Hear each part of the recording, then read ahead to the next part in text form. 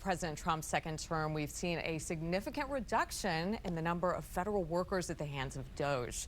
And it remains to be seen what long-term impacts this will have on agencies. But we're already seeing how DOGE has led to a big shift in the local real estate market. The listing service Bright MLS reports almost 40% of buyer and seller agents in the region worked with clients in May whose decisions were driven by federal government layoffs and cuts.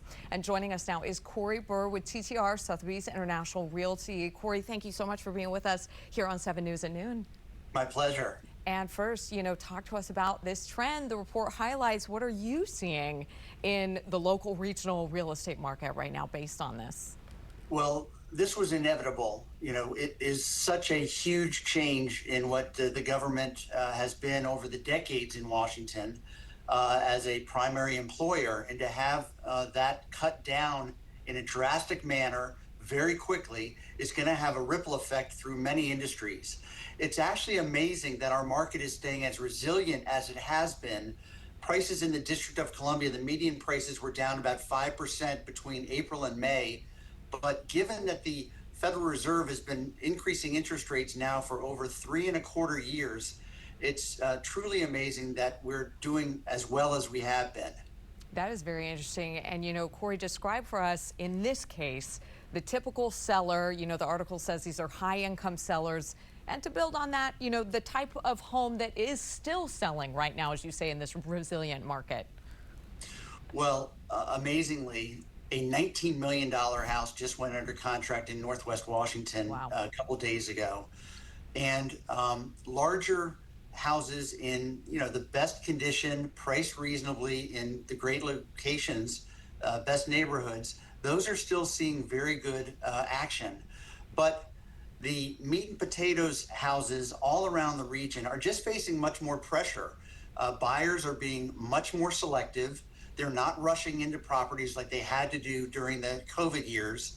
And it's really the best opportunity for buyers in the last 5 years, since 2019, to try to get great price negotiation and concessions from the seller on other terms and provisions.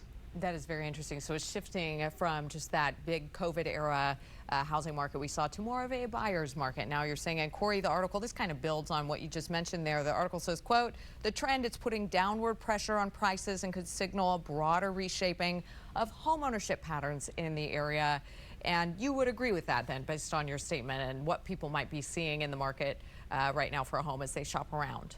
Most certainly. And this might intensify as the buyout deals start to wear off later in the summer, and people don't have the income coming in from the package that they negotiated with the federal government. There might be more properties coming on the market. I think it's going to take potentially 18 months to work itself through our marketplace. But there are some silver linings to what's going on right now.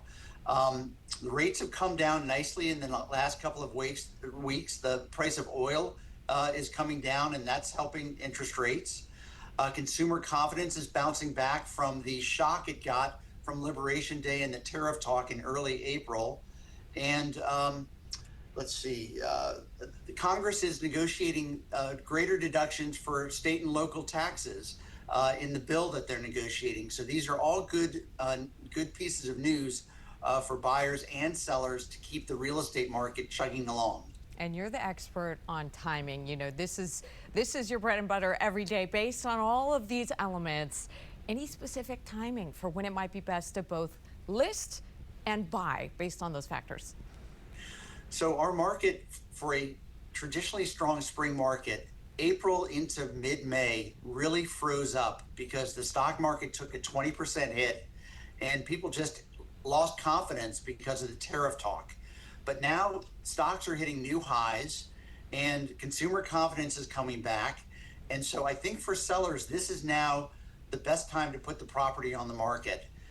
For buyers, they're going to be good deals, particularly properties that have been on the market for over 2 or 3 weeks, but also later into the year when historically inventory drops a little bit and demand drops a little bit. I think that there are going to be some very good deals for buyers really throughout the rest of the year. Okay, Corey, your biggest takeaway, last question, when it comes to the housing market right now, what do people need to remember and keep in mind? Don't throw in the towel.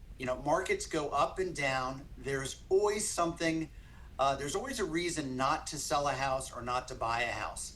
But decade over decade, investing in a property, if you can commit to it for 3 to 4 or 5 years, buying and owning a property, A, gives you the best quality of life, and B, gives you the best return to build long-term wealth. Corey Burr with TTR Sotheby's International Realty. Corey, thank you again for sharing your expertise and joining us here on 7 News at noon. Thank you. All right, take care.